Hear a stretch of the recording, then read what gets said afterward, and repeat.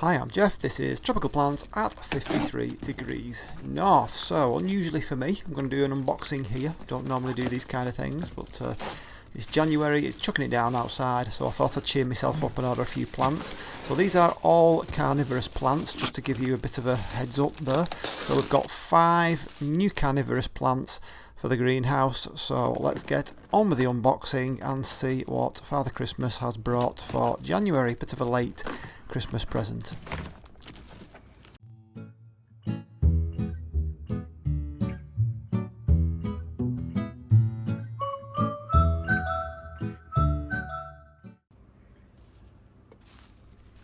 So this one is the first of the 5 unwrappings. Now this is actually from Hans Flytraps, which is a really well-known carnivorous plant seller in the UK, probably the best well-known. They've won numerous gold medals at Chelsea Flower Show, and they wrap the plants, as you can see, superbly well. It's really quite difficult to unwrap them, actually. So this first one is a Pinguicula.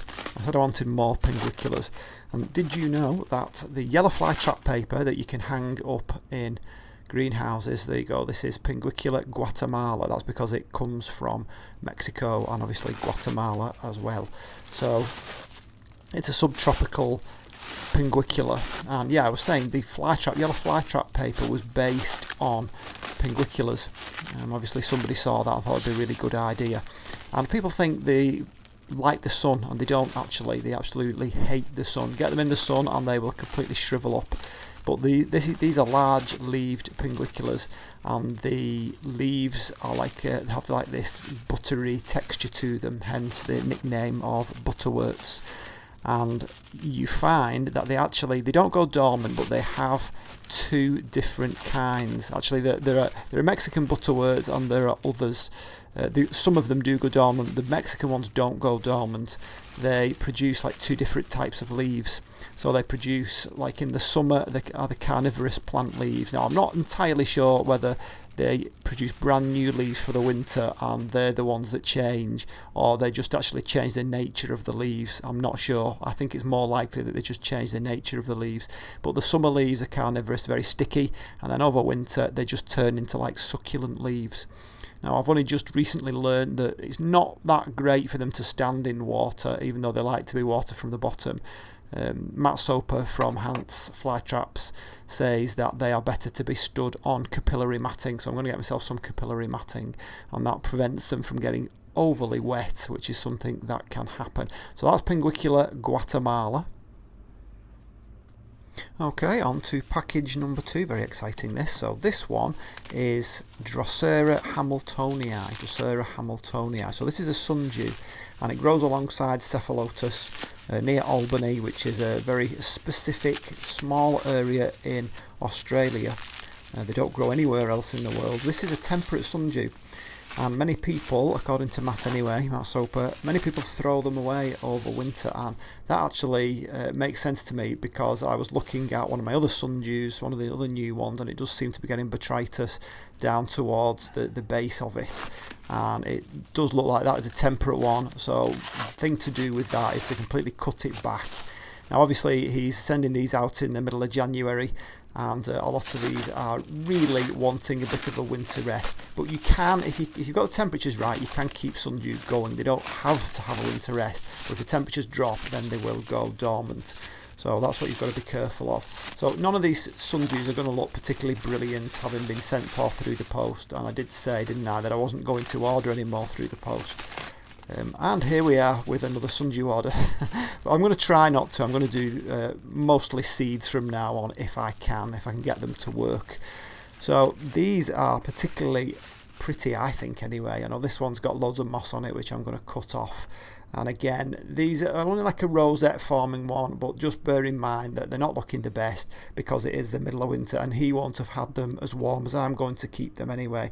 So these have pink flowers, but the rosettes actually go like a deep purple in the sun. So on to the next one.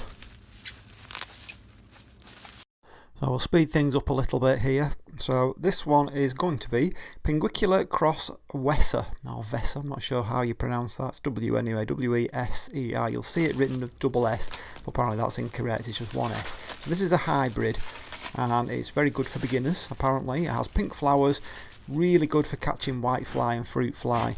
I actually tried to get as much of the muck off this as I could, but in the end I had to actually water it to get it looking decent. But obviously they don't like to be watered from the top. I guess when they're in the wild they're going to get some rain on them, but they really prefer to stand on capillary matting. So don't forget, avoid direct sun with these plants. Okay, so on to the fourth one, and we'll do this one at warp speed as well. So this one is going to be another sundew, Drosera nidiformis. Drosera nidiformis. So this is another subtropical one from South Africa. This is like a clump forming one, and it can go dormant again like the other ones if temperatures get too low. But if you manage to keep them well above 10 degrees. Now I have to say this one looks just about the worst at the moment. It just looks like a lump of soil. And very boggy soil at that, and I can understand totally why some people think that they've been absolutely duped with these things, but it will come back with a bit of luck. It will come back. All the others have so far, and as Matt's pointed out, you know, he understands that this is what can happen. So we'll go on to the last one. So this one is my favourite, so I've left this one till last because this is the best one. So this is a plant that I actually had before. I had quite a large specimen, and it was growing like the clappers. It was a really vigorous one, and it's a Nepenthes, of course. And what happened with it was, as I was in between getting rid of my very old small greenhouse and buying the new greenhouse, this plant ended up going into the conservatory for the duration of the swap over, which was a few months. And not only was it too dark in there, but I think the temperatures just went too low.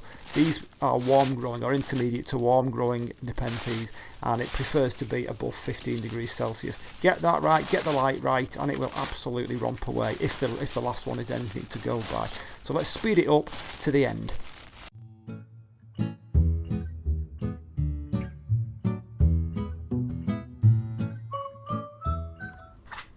And there we are. So that's Nepenthes Bloody Mary. So that's a cross between Nepenthes ampullaria and Nepenthes ventricosa. Very vigorous, fairly warm growing Nepenthes.